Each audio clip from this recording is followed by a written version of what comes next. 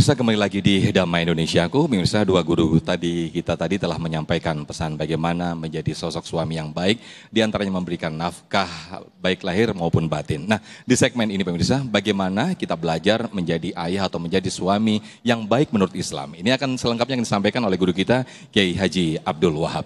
Fadhal, Yai. Assalamualaikum warahmatullahi wabarakatuh. Alhamdulillah wassalatu wassalamu ala rasulillah wa ala alihi wa sahbihi wa mawalah amma ba'du. Yang sama-sama kita muliakan guru kita bersama Ustadz Riza Muhammad, Ustadz Irfan Has, dan host kita Mas Sofyan. Para ibu bapak jamaah yang dimuliakan oleh Allah, pemirsa Damai Indonesiaku di seluruh Nusantara, yang semoga kita selalu mendapatkan rahmat dan keberkahan dari Allah Subhanahu wa Ta'ala. Amin. Ini dari tadi saya liatin bapak-bapak diem aja kayak ayam basah. Gak ada yang belain. Tenang Pak, saya belain sekarang Pak. Judulnya, suami itu adalah pilar dalam keutuhan rumah tangga. Betul? Suami itu penentu. Dan bahkan suami itu ibu hampir menjadi Tuhan. Sebagaimana hadis Nabi Muhammad SAW, apa kata Nabi? Lau kuntu amiron ahadan ayyasjuda li ahadin la amartu imra'atan ayyasjuda li zawjiha. Kata Rasulullah Muhammad, saking pentingnya peranan seorang suami, sampai kata Nabi, seandainya ada yang boleh disujudi selain Allah, maka pasti aku akan perintahkan setiap istri wajib sujud kepada suaminya. Woi, woi, dengar nggak? Satu Pak, tenang Pak, saya belain Pak. Maka bicara tentang suami pilar keutuhan keluarga, maka kita mengambil contoh daripada baginda Rasulullah Muhammad SAW yang dikatakan uswatun hasanah sebagai suri tauladan terbaik di dalam kehidupan kita. Bagaimana? Satu, Rasulullah Muhammad itu bu, Rasulullah Muhammad sebagai seorang suami, sebagai ayah, sebagai seorang kakek. Bagaimana tidak Rasulullah Muhammad disebutkan dengan uswatun hasanah? Karena Rasulullah Muhammad di dalam kehidupannya dididik langsung oleh Allah Subhanahu wa Ta'ala. Maka akhlak Rasulullah Muhammad, apa yang dilakukan oleh Rasulullah Muhammad itu dibimbing langsung oleh wahyu oleh Allah Subhanahu wa Ta'ala. Bagaimana tidak? Satu, Pak, jawab apa Pak?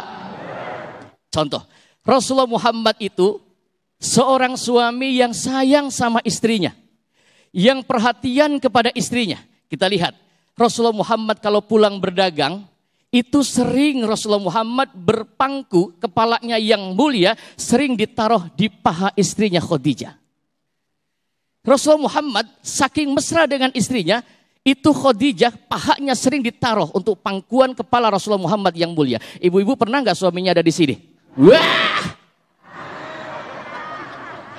pain kepala. Satu. Yang kedua, Bu, ingat suami ibu ini adalah pemimpin. Betul apa betul? Tadi saya katakan kalau pengen menjadi wanita yang ahli surga, bahkan dapat salam dari Allah, itu seperti istri Rasulullah Muhammad namanya Khadijah. Perhatikan, dididik oleh Rasulullah Muhammad dengan akhlak terbaik. Sebagai istri Nabi, Khadijah ini punya peran penting di dalam dakwah dan perjuangan Rasulullah Muhammad SAW. Bagaimana tidak?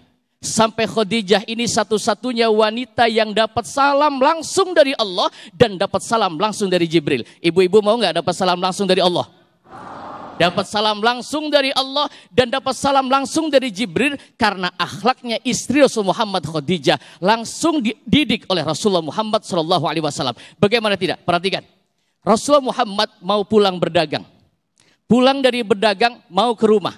Belum sampai di rumah, seorang istri punya kewajiban berbakti kepada suaminya, maka Khadijah dicontohkan. Lihat, Khadijah suami belum pulang Bu, itu Khadijah sudah bikin makanan, sudah bikin minuman, sudah siapkan kopi di mejanya.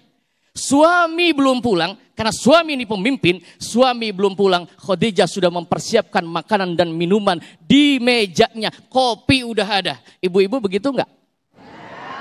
Bu, suami pulang ibu-ibu udah siapin kopi enggak? Boro-boro ya Pak ya. Yang ada juga mulutnya manyun. Pantesan suaminya nyanyi, bagaimana aku kan betah di rumah, setiap pulang kerja engkau tiada, jangankan dengan senyum manismu, secangkir kopi pun tak tersedia. Oh, nyanyi yang nyamber. Rasulullah Muhammad contoh suri tauladan terbaik, menjadi suami terbaik, pemimpin terbaik yang mendidik istrinya. Pak, contoh Rasulullah Muhammad sayang kepada istri. Bapak-bapak jangan suka galak-galak sama ibu-ibu ya Bu ya. Karena ibu-ibu itu lemah lembut yang kita pimpin. Maka seorang suami itu nanti dimintai pertanggungan jawab oleh Allah Subhanahu wa taala. Bukan hanya pertanggungan jawab di dunia, tetapi di akhirat kelak seorang suami akan dimintai pertanggungan jawab oleh Allah Subhanahu wa taala. Bu, dengar-dengar ya. Rubah tuh nanti pulang pengajian ibu-ibu rubah sama suami yang sayang, yang cinta, siapkan segala makanan, minuman sebelum suami pulang ibu sudah persiapkan. Yang terakhir, ada lagi contoh uswatun hasanah rumah tangga yang terbaik. Disebutkan di dalam Al-Quran, qad kana lakum uswatun hasanatun fi Ibrahim walladzina ma'ahu. Ada uswatun hasanah di dalam Al-Quran, yaitu Nabi Ibrahim alaihissalam. Satu, Nabi Ibrahim alaihissalam itu adalah seorang nabi yang punya keluarga terbaik. Sampai disebutkan di dalam Al-Quran, wa ala Ibrahim.